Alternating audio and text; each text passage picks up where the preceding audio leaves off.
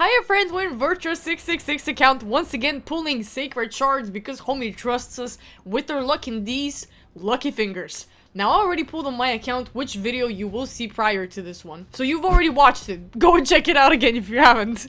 But we're pulling for the exact same progressive chance and we're pulling for the exact same champions. Virtua666 also wants a Sepulture Sentinel and a Duchess Lily 2 on his account, and honestly, can you blame the man? Me too! I got myself- Wait, I'm not gonna spoil my own video. Go and see what I pulled. Let's see if we're gonna manage to pull these champions on Virtua666's account. Please hit us with the gold. Please, this has to mean gold! Come on! Don't do this- No! Okay, but doing in the runic at least is good. I don't know if you have this guy, but he is a solid champion. He is, I think, the first champion, alongside with his partner, that were introduced with the taunt. Does he have a taunt? He does. He's one of the first champions that had taunt. Dude then has a chance of removing one random debuff from all allies.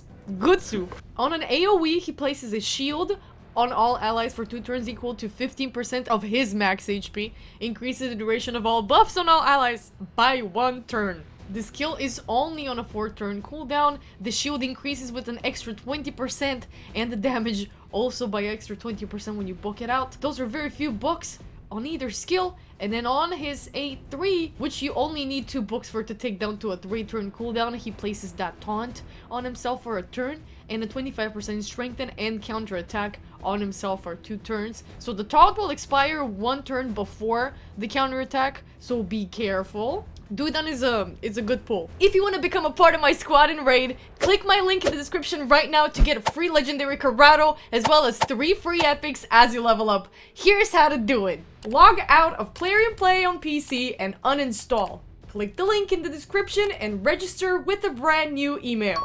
Launch raid and complete the tutorial. Go to your inbox and claim your first champ. That is all you need to do to get a free Corrado as well as Fane, Ugo, and Vergus as you progress in raid.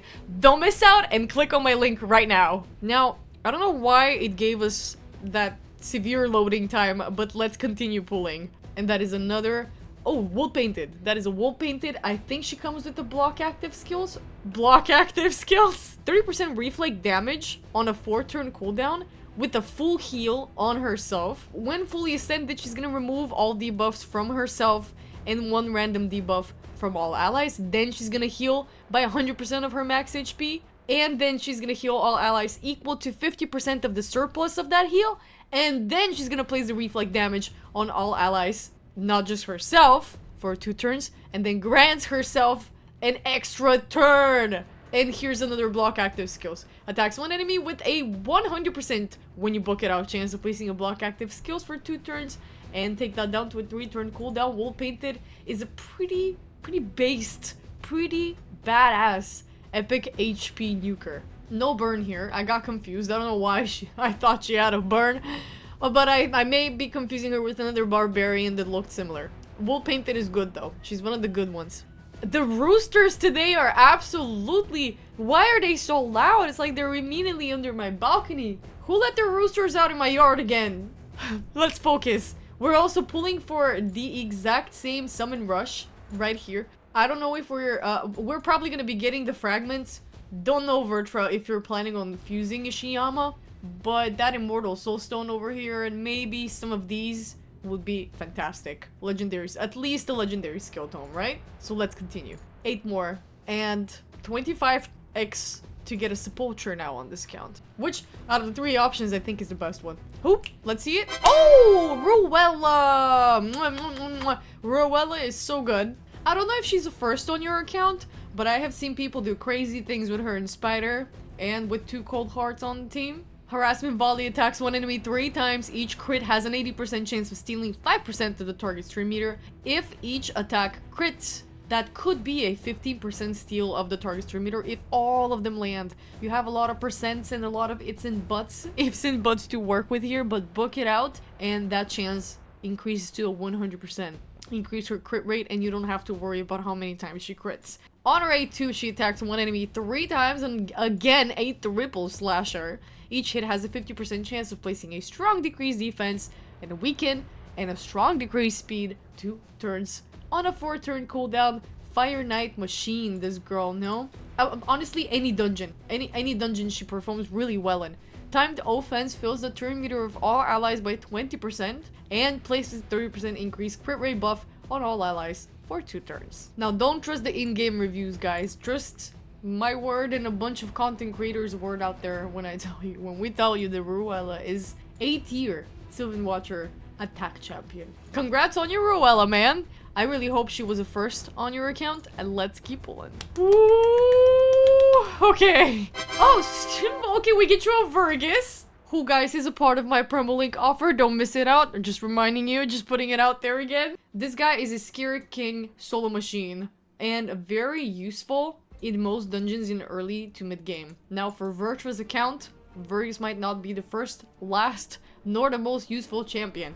But if you need help clearing Scarab King at any point, Vergus could do. He's also one of the good, really good high elf epic champions. He places reflect damage on a random ally for 2 turns, continuous heal, increase speed, and reflect damage on a target ally for 3 turns, that being the fast increase speed, the big one. Also places a 50% ally protection buff on all allies except himself, and a strong increased defense buff on himself on a 3-turn cooldown. Aegis is very good for sustenance. And then his passive, which is what he's famous for, he places a shield on himself equal to 10% of his max HP for 2 turns whenever he loses 10% or more of his max HP from a single hit. The active skill places him a continuous heal 15% and for 2 turns every time his HP drops below 50%. That now takes 3 turns before you book it out. Once you book it out, it happens every other turn. Ally defense in dungeons by 33% increase. Vergus is also very thumbs up champ. Dubre. Okay, guys, we're pulling the 5th one and we're already halfway through. We gotta get her head in the game. Who are you? The bear. Urson Ironhide. Do not know if you have Urson Ironhide. His champion design, to be fair, I personally believe that his champion design is much cooler than his kit actually. He has a 35% chance of increasing the cooldown of one of the target skills by 1 turn at random. He has a double slasher on a single enemy. Each hit has a 75% chance of decreasing the turn meter by 5%. That's a 10% steal decrease. Sorry, not steal. Decreases the turn meter by 10% instead if the target is under a decreased attack debuff. Which, to no surprise, he does bring on an AoE with a 100% chance of landing. On his passive, he has a 50% chance of decreasing the target's turn meter by 0.5 every time he hits. And every time he hits, he also has a 50% chance of putting one of the target's kills on cooldown if the target is under decreased crit rate debuff, which he does not bring. So you would need to combine them with a decreased crit rate champion, which I think I pulled you during this session, to be able to take the target's kills on cooldown as well. Now, this effect does probably not work against every boss, but it definitely works against champions. So make do with what you have. I think it's gonna help, Urson is gonna help your Skinwalker's faction at the very least. But I'm sure that you have better champions that outclass him. Maybe not within the faction, but for sure on your account, man. You're level 92. What do you not have? We're gonna go over the 5th one, and I was so sure this was gonna... Oh, wow, we get an Alika. Alika's great, especially when you pair her with her sister, Sikara. So if you have Sikara and Alika on the same team together, Alika becomes revivable whenever she's killed on a 7-turn cooldown. A little slow, but it's just a very heartwarming that they have this passive synergy. On her A1, she's gonna place an extra hit on a chance. This hit always crits when ascended. On her A2, she's gonna ignore 50% of the target's defense if their max HP is higher than this champion's max HP, which you want to take her against bosses, dungeon bosses. This is definitely the case. If you take her somewhere in arena, this might still very much clutch for you. Attacks all enemies and has a 75% chance of increasing the cooldowns of all enemy skills by 2 turns. Disorient is kind of like this Alice A2. Locks them out of using their skills for 2 turns. That is on a 4-turn cooldown. When you book it out, it does take a little while to book out, and it's very ironic considering her sister's a librarian.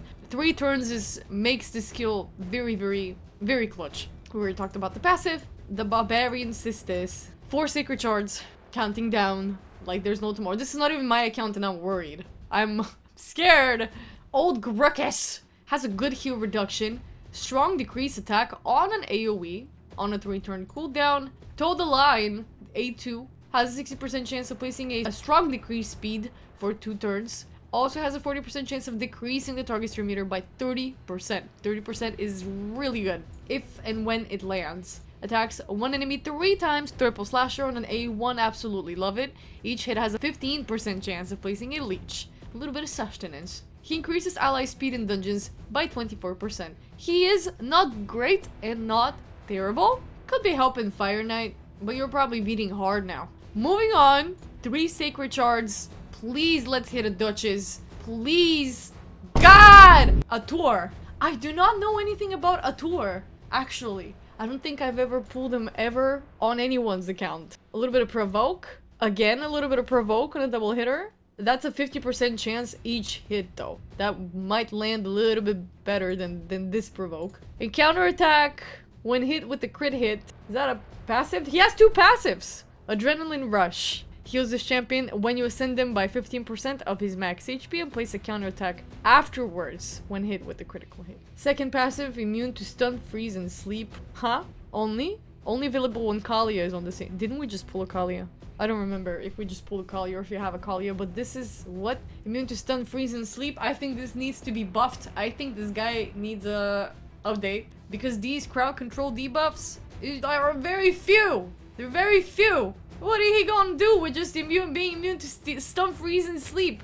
Underwhelming guy. Maybe not so much of a hot take, but Atura is just underwhelming. 2 more Sacred Shards. Please, let's just do something a little bit better. Maeve. I, again, don't know anything about Maeve. Haven't heard her name. I just know she looks exactly like Alika. Chance of placing a sleep. When you ascend her, she has a 50% chance of granting an extra turn if the sleep lands. Okay. Attacks one enemy, places a stun for 1 turn, just places it. And for 2 turns if the target is under a sleep.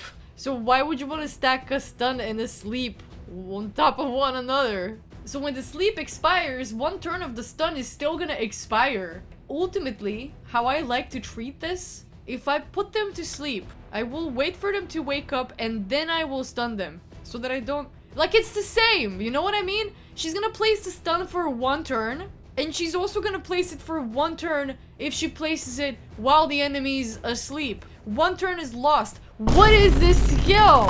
Attacks one enemy. Enemies killed by this skill cannot be revived. Okay, block revive is at least some utility here. On a 3-turn cooldown is really good too. This is good. This is okay. Block revive has some utility for sure. This A2 really confused me. Last Sacred Shard, please, to the love of God! I know that we might not, but I